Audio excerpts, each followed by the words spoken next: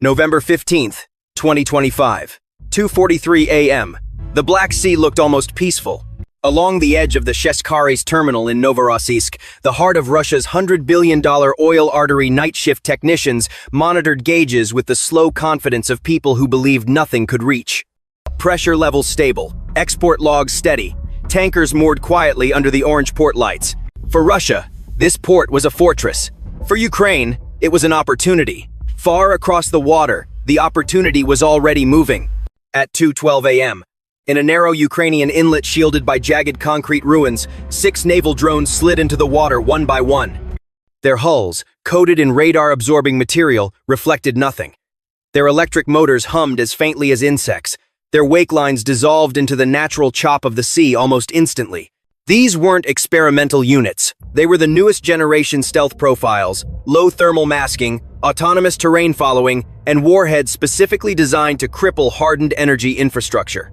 And they were going after the single most valuable economic target Russia had outside of Moscow. The drones accelerated to 25 knots and settled into a shallow arc, maintaining an altitude of barely 2 meters above the surface, just inside the blind line where Earth's curvature erased them from Russian radar screens. To any operator, the sea looked empty. But beneath that emptiness, 6 machines were closing the distance. Inside the hills overlooking Novorossiysk, an S-400 operator frowned at his monitor. For the third time in an hour, a cluster of tiny dots flickered on the upper band, then vanished. Interference, or sea clutter, or maybe the usual drone harassment the region had grown used to.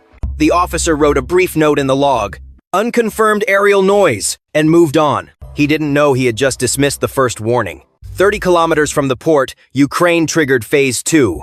A decoy swarm of FP-series drones, cheap, erratic, intentionally chaotic, burst into the sky at varying altitudes. Their flight paths jumped and dipped without pattern. To the radar system, it looked like a dense fog of moving objects. The colonel on duty cursed. Multiple inbound tracks classify as drones. Engage. And Russia did exactly what Ukraine expected. Panzer units opened with frantic cannon bursts, ripping the darkness into spirals of tracer fire.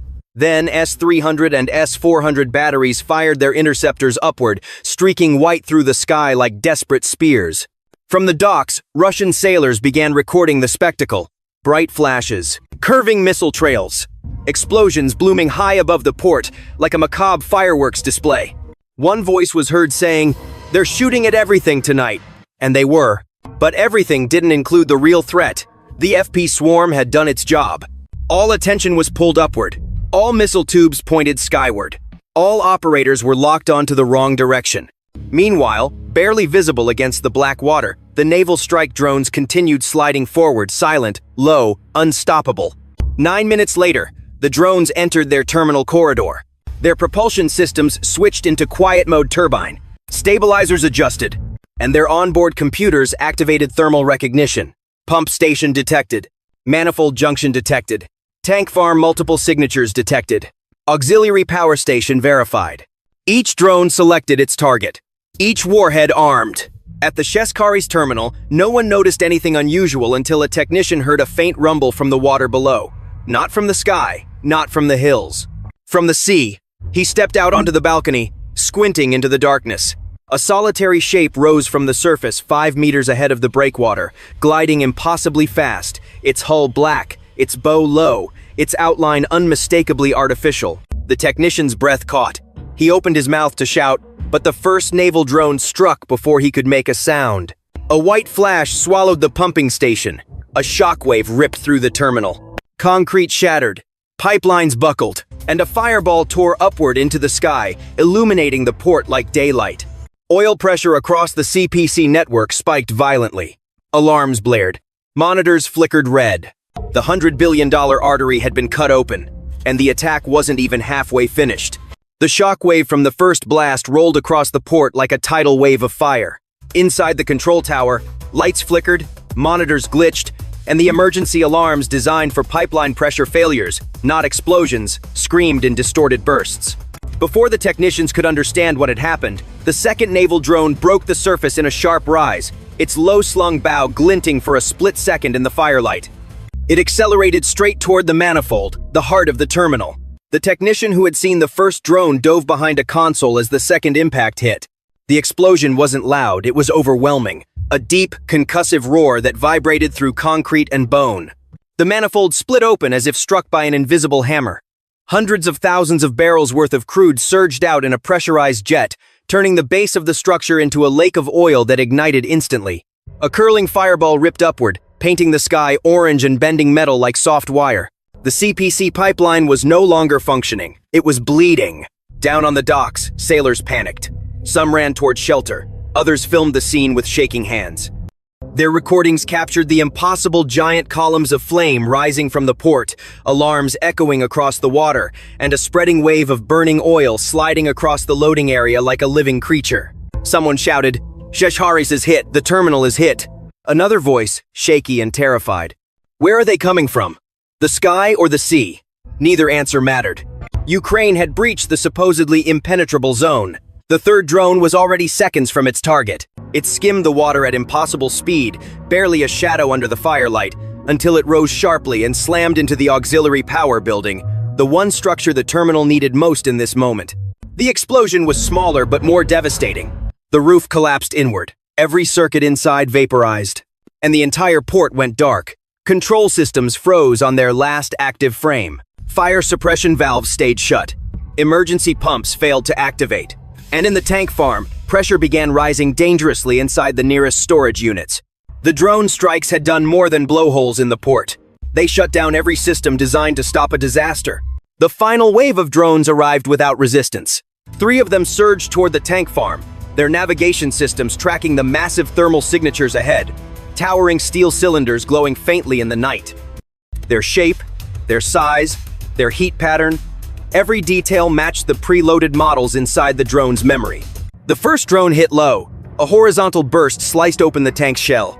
Oil poured out in a violent stream, igniting into a swirling inferno that engulfed the concrete foundation. The second drone hit higher. The explosion punched a crater through the tank wall, sending a geyser of burning oil straight upward in a roaring pillar. The roof bulged, then folded inward with a metallic groan before collapsing entirely. The third drone went deep, straight into the central tank. The impact triggered a shockwave that rippled outward through the entire cluster. 2 additional tanks ruptured from heat stress, venting smoke and flame like wounded beasts. From a distance, the tank farm looked like a row of volcanoes erupting at once. Up in the hills, the S-400 colonel watched the feed in disbelief. Moments earlier, his screen had been filled with drone signatures, hundreds of them. He had seen his crews firing interceptor after interceptor, shouting coordinates, tracking targets, trying to make sense of the chaos. But now the sky was quiet, and the port was burning. He zoomed in on the thermal feed over the terminal. The pumping station was a white-hot crater. The manifold was gone, just a void surrounded by fire. The power building was collapsing. And the tank farm was a solid block of orange, with shock waves still radiating outward. The colonel whispered, This can't be real. But it was. The decoy swarm had baited him. The real strike had come from the sea, and every missile he had ordered fired was worth nothing now. Years of doctrine had collapsed in minutes. Billions of dollars of infrastructure lay in burning fragments. Russia's most protected oil terminal was crippled. And the drones. The drones were still not finished. Somewhere inside the burning port, a trembling technician pushed himself upright and saw, through the smoke-choked window, one last craft gliding across the water toward the loading arms, its silhouette low, steady, unwavering. He realized the truth with sickening clarity. Ukraine wasn't just hitting the port. They were dismantling Russia's Black Sea lifeline piece by piece. The last drone struck the loading arms with a thunderous burst of orange light. Metal scaffolding tore apart like paper. High-pressure pipes twisted into spirals, spraying burning oil across the dockside. A tidal wave of flame rolled outward, swallowing cranes, conveyors, and the pier beneath them. That single impact sealed the fate of the terminal. The port of Novorossiysk, the one Russia believed no enemy could ever reach, was collapsing in real time. Within minutes, the fire spread across the coastline. Oil on the seawater ignited into a drifting sheet of flame. Small explosions rippled across the tank farm as safety valves jammed shut. The heat climbed so high that thermal cameras on nearby ships maxed out, turning the entire feed into a white, featureless mass. Russian sailors retreated from the docks. Some jumped into patrol boats and pushed away from the pier as burning oil advanced toward them like a creeping tide. Others took cover behind containers, shielding their faces from the unbearable heat. Radio traffic turned frantic. "We've lost the pump station! Tank 3 is rupturing, get back! We can't reach the control tower. The fire suppression is offline. Where are the defenses? Where are the guns?" But the question came too late. Ukraine had bypassed the guns, bypassed the radar, bypassed the doctrine, and struck at the very core of Russia's energy lifeline. Inside the S-400 command bunker, the colonel was still staring at his screen, unable to move, unable to think, watching flames engulf the port he was responsible for protecting. He replayed the radar logs, the low-band anomalies, the moment he dismissed them as noise, the moment he shifted everything skyward, the moment the real strike slipped under his nose. He realized something he would never admit in his report. Russia had relied too heavily on a system that could not see the sea. And Ukraine had exploited that weakness perfectly. 20 minutes after the first impact, the CPC pipeline was in chaos. Pressure alarms failed in half the sectors. Emergency shutdown valves triggered in the wrong sequence. Sections of pipe depressurized so violently that structural supports bent inward. Oil flow toward the port dropped to zero, then surged uncontrollably, then died completely. For the first time in years, Russia's main Black Sea export artery had gone silent. Across the region, engineers scrambled to isolate damaged segments. Tankers waiting offshore stopped loading operations. Some pulled anchor and fled into deeper waters to escape drifting flames. Insurance teams monitoring the terminal remotely flagged the port as temporarily uninsurable. And the Kremlin, woken abruptly by emergency calls, was forced to confront the truth. Ukraine had hit the CPC pipeline and succeeded. Hours later, as dawn broke across Novorossiysk, smoke still billowed from the terminal. Fire brigades fought the blaze through the night, but several tanks continued to burn uncontrollably.